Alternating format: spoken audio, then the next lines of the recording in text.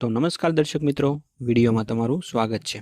તો મિત્રો, અત્યારે તમને ખ્યાલ જ છે કે રાજકોટમાં ધીરેન્દ્ર શાસ્ત્રીને લઈને અત્યારે જે વિવાદ ચાલી રહ્યો છે, એમાં મિત્રો હવે જિગ્નેશ મેવાણી અને જગદીશ મહેતા આ બંને આમને સામને આવી ગયા છે। તો ચાલો મિત્રો, સૌપ્રથમ તો આપણે જોઈએ કે આ બંનેએ શું કીધું અને ત્યાર પછી આ વિડીયો વિશે આપણે થોડી ચર્ચા કરીએ।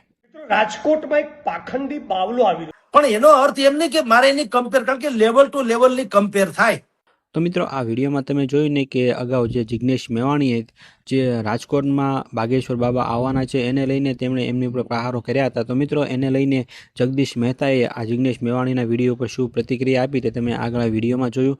તો મિત્રો, આ વિડીયો વિશે તમારું શું કહેવું છે એ તમે કોમેન્ટમાં અમને જરૂરથી જણાવજો। અને આ વિડીયો જો તમને પસંદ આવ્યો હોય તો વિડીયોને એક લાઇક કરી દેજો અને સાથે સાથે ચેનલને સબસ્ક્રાઈબ પણ જરૂરથી કરી દેજો। અને મિત્રો, એક ખાસ નોંધ કે અમે કોઈનો વિરોધ પણ નથી કરતા અને કોઈને સપોર્ટ પણ નથી કરતા, માત્ર ને માત્ર તમને અપડેટ્સ આપવાના હેતુથી આ વિડીયો બનાવવામાં આવેલો છે।